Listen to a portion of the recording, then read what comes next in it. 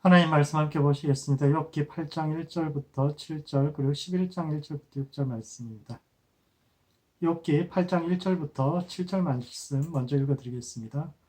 수아 사람 빌닷이 대답하여 이르되 내가 어느 때까지 이런 말을 하겠으며 어느 때까지 내 입의 말이 거센 바람과 같겠는가. 하나님이 어찌 정의를 굽게 하시겠으며 전능하신 이가 어찌 공의를 굽게 하시겠는가. 내 자녀들이 주께 죄를 지었으므로 주께서 그들을 그 죄에 버려 두셨나니 내가 만일 하나님을 찾으며 전능하신 이에게 간구하고 또 청결하고 정직하면 반드시 너를 돌보시고 내 의로운 처소를 평안하게 하실 것이라. 내 시작은 미약하였으나 내 나중은 심히 장대하리라. 11장 1절부터 6절 말씀도 읽어드리겠습니다. 나아마 사람 소발이 대답하여 이르되 말이 많으니 어찌 대답이 없으랴. 말이 많은 사람이 어찌 의롭다함을 얻겠느냐. 내 자랑하는 말이 어떻게 사람으로 잠잠하게 하겠으며 내가 비웃으면 어찌 너를 부끄럽게 할 사람이 없겠느냐. 내 말에 의하면 내 돈은 정결하고 나는 주께서 보시기에 깨끗하다 하는구나. 하나님은 말씀을 내시며 너를 향하여 입을 여시고 지혜의 오명으로 내게 보이시기를 원하노니 이는 그의 지식이 광대하심이라. 하나님께서 너로 하여금 너의 죄를 입게 하여 주셨음을 알라. 아멘. 욥기의 원문 부분은 욥과 세 친구 사이의 대화로 구성되어 있는데 그중 빌닷과 소발, 두 번째 친구와 세 번째 친구가 주장한 내용이 오늘을 살아가는 우리의 삶과 신앙에 던진 의미가 무엇인지에 대해 함께 생각해 보는 시간을 갖도록 하겠습니다. 첫 번째, 우리의 마음을 있는 그대로 주님 앞에 드러내어야 합니다. 두 번째 친구 빌닷의 주장을 한마디로 요약하자면 내 시작은 미약하지만 내 나중은 심히 장대하리라는 것인데 이는 첫 번째, 거짓과 위선을 주의해야 합니다. 빌닷의 주장을 요약하자면 욥은 완전한 의인도 아니고 악인도 아닌 중간적인 존재인데 왜냐하면 욥의 자녀들은 죽었지만 욥은 살아있기 때문입니다. 그 사실로부터 욥이 그런 존재라는 것을 알죠.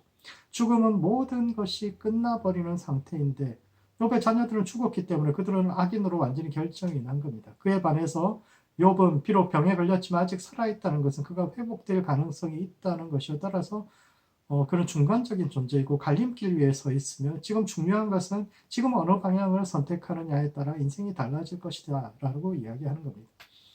그런 점에서 내 시작은 미약하였으나 내 나중은 장대하리란 말은 인생의 방향을 잘 선택하라는 뜻인데 욥기의 저자는 이 말을 오히려 욥의 친구들에게 돌려줍니다.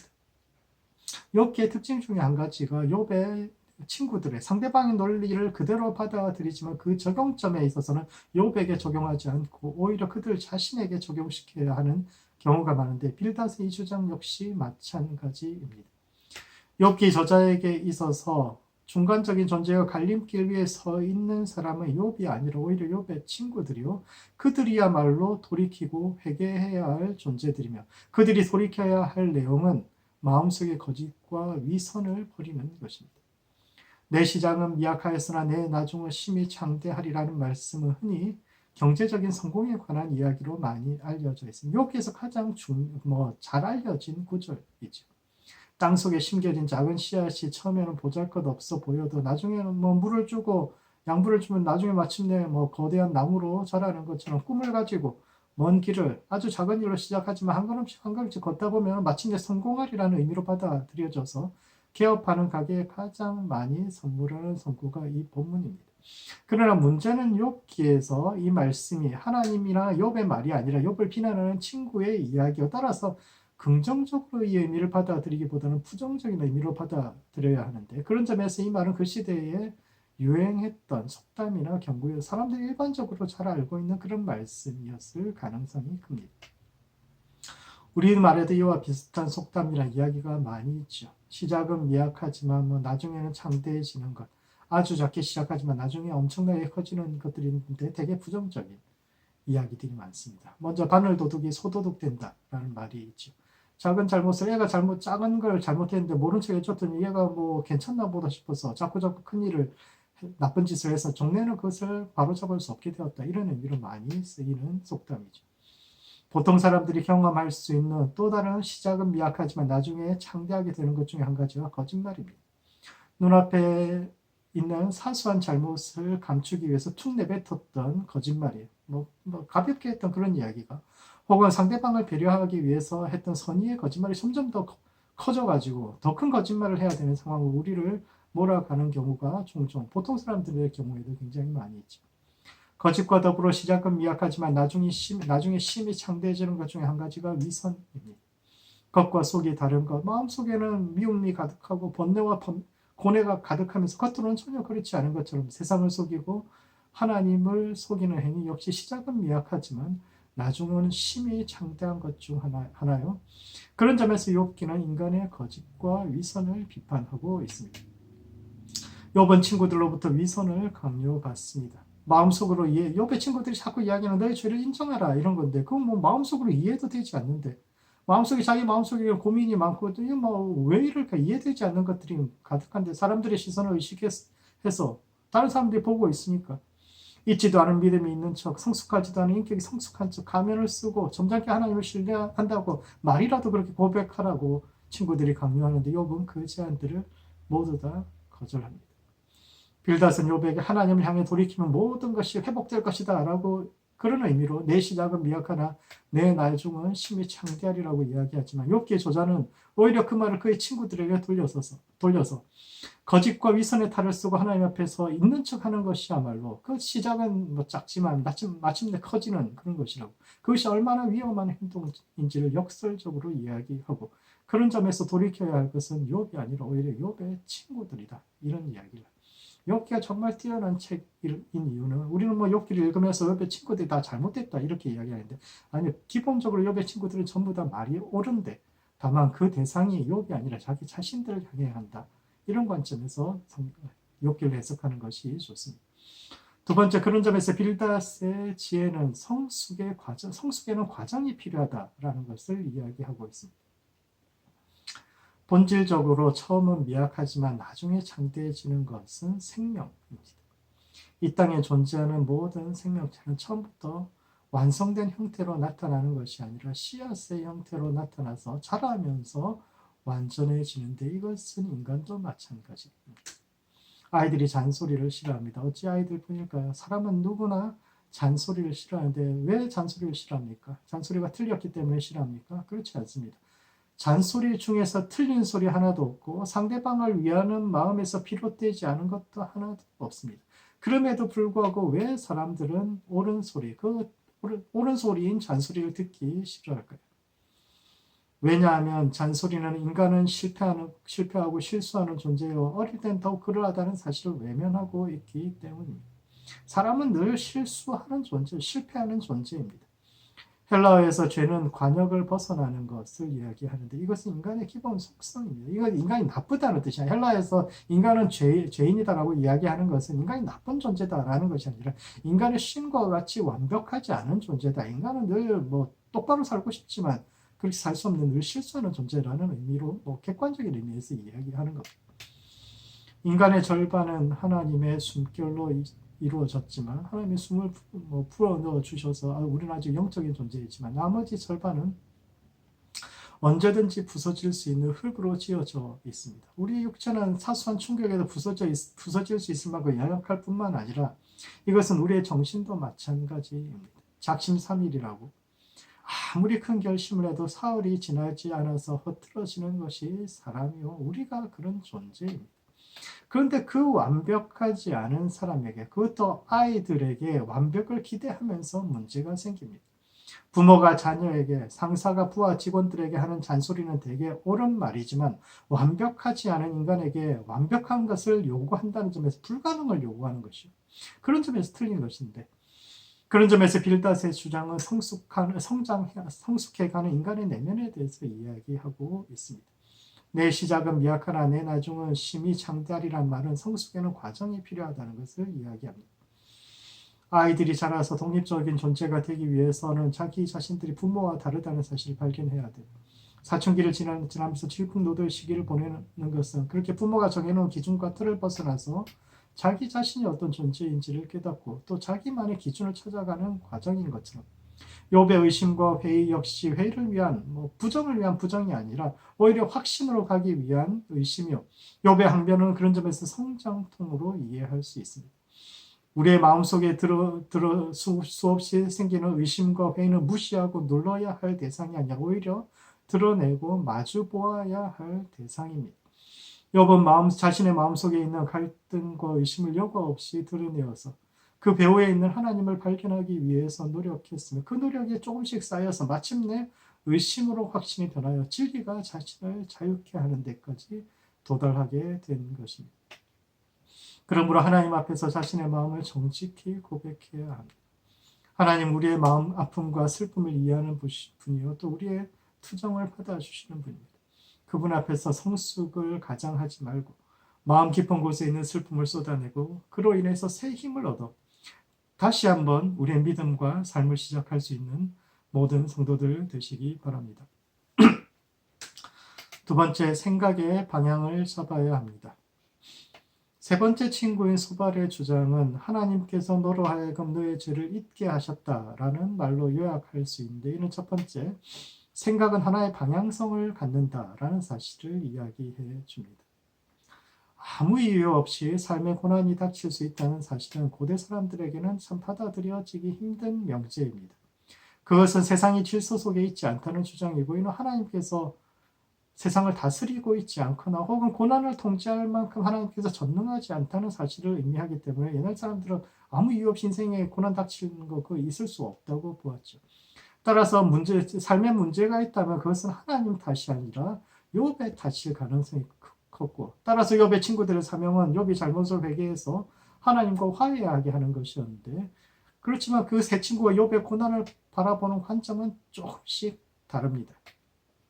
욥의 고난이 저절로 일어난 것이 아니라는 데 대해서는 모두 다 동의하지만, 그렇다고 욥이 구체적으로 특별한 죄를 지었는가에 대해서는 생각이 다른데, 먼저 첫 번째 친구인 엘리바스는 그렇지 않다고 봅니다. 엘리바스는 욥이 죄인이라고 생각하지만 그때 그 죄인이라는 것은 뭐 큰 죄를 지었다, 뭐 특별한 나쁜 짓을 했다 이런 뜻이 아니라 인간이 원래 약한 존재이기 때문에, 거룩하신 하나님 앞에 설 수 없는 존재이기 때문에 욥도 자신이 모르는 사이에 죄를 하나님의 기준에 미달할 수 있었다 이런 뜻입니다. 사람이 아무리 옳게 살아도 하나님 앞에서 자기가 거룩하고 내가 옳다 이렇게 주장할 수 있는 사람이 누가 있겠습니까? 따라서 욥이 뭔가 특별히 다른 사람과 비교해서 큰 벌을 받을 만한 나쁜 짓을 저질러서가 아니라 그저 인간의 한계와 죄성 때문에 고난받는 것이다 라고 엘리바스는 이해하고 있습니다. 이에 반해 두 번째 친구인 빌닷은 반반 정도로 봅니다.